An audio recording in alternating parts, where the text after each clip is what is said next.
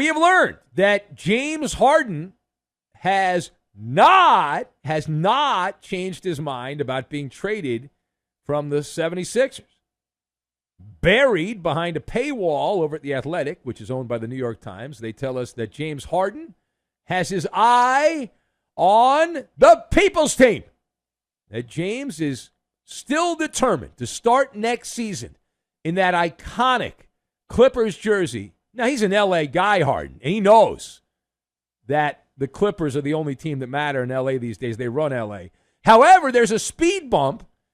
You see, Philadelphia has apparently had a change of heart. This is where the drama-o-rama comes in. We love the drama-o-rama in the NBA. So the Sixers have had a change of heart. Daryl Morey has a bromance with James Harden. He's the longtime NBA executive who sent out the comment about loving and supporting a country that China does not like, and that did not go so well for him, but he kept his job. He had to change jobs. But anyway, so Daryl Morey's the executive in Philadelphia, and he's like, yeah, you know what, we think we'd like to keep you. So essentially, Philly is calling the bluff, if you will, of the player known as the Beard. So let us discuss the question. What are the odds that James Harden ends up with the Clippers? So I'm going to set the Maller Sportsbook odds at minus 150.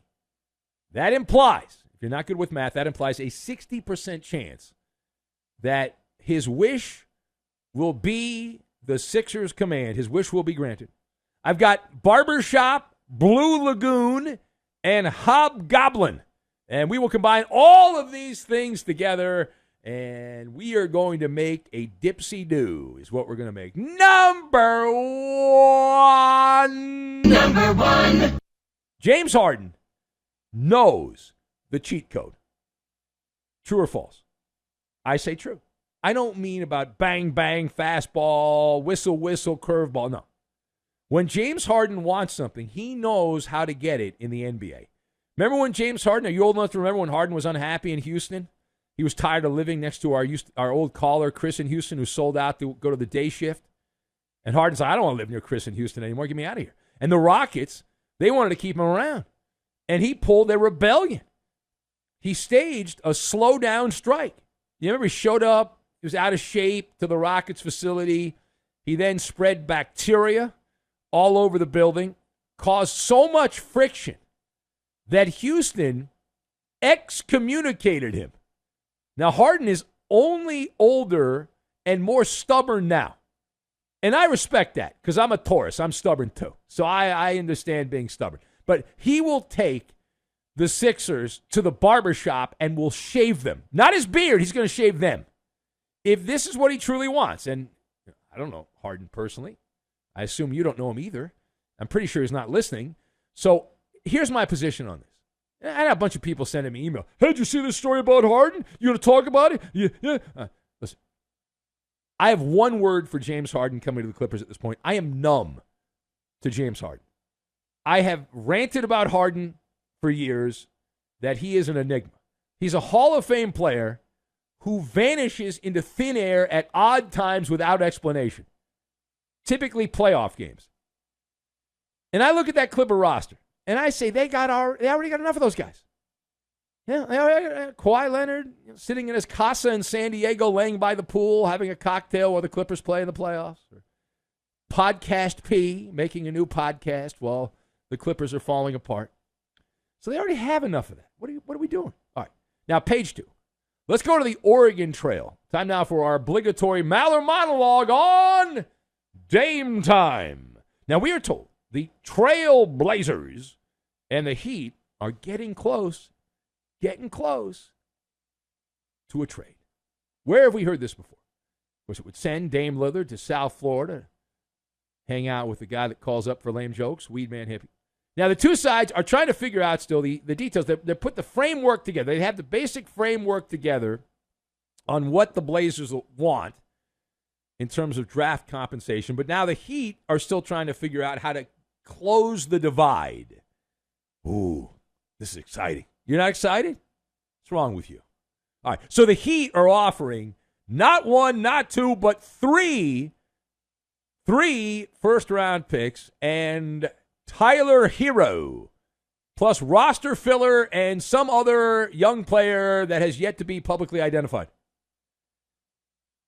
So let's talk about this. How imminent is a Dame Lillard trade from the Blazers to the Heat? So I have this not on the front burner, not on the back burner. It's right in the middle, in between on the stovetop. It's a big stove. It's simmering. It's floating also. It's floating on the Blue Lagoon, meaning it's not moving very fast. It's like pond water on the Blue Lagoon. And here's why. As we understand it, Portland has zero interest in hero ball.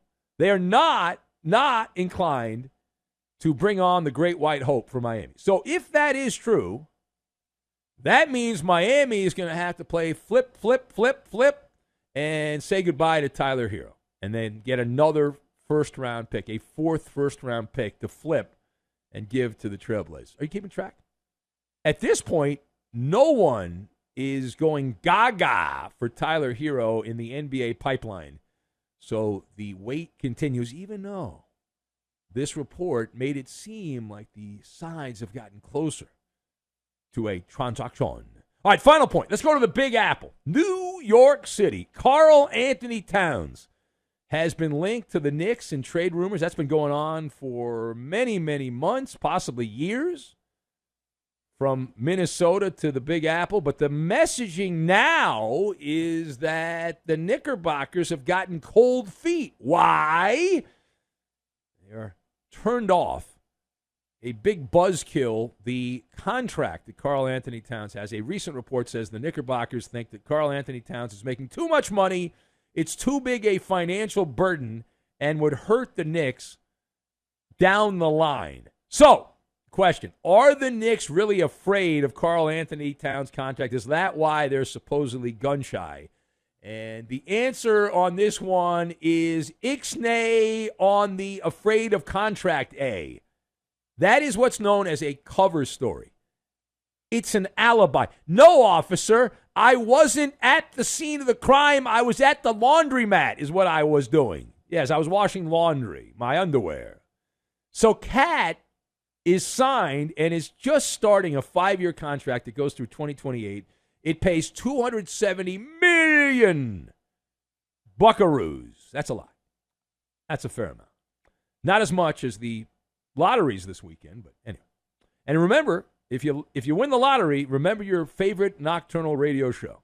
Anyway, an average of $54 million per year for Karl Anthony Towns, peaking at $64 million in 2028. And my rebuttal to the report that the Knicks are upset about that, I mean, it's bullcrap. The market rate for a headliner in the NBA is going up. It's the Putin price hike. It's inflation.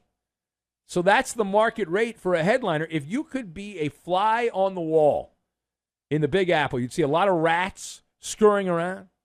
Now, I was just in New York a couple weeks ago, and I went around. I was walking around. I told the story on the Fifth Hour podcast, but I was walking around New York at night, and I was kind of wandering around. It was kind of a warm night, and the number of rats, I saw more rats than I did homeless people. And I want you to know, in Los Angeles, they have more homeless people than rats. So at least the balance is a little more even. But the point is, if you were a fly on the wall, you would hear the Knickerbocker brass grumbling, not about the money. It's never about the money if the player's worth the money.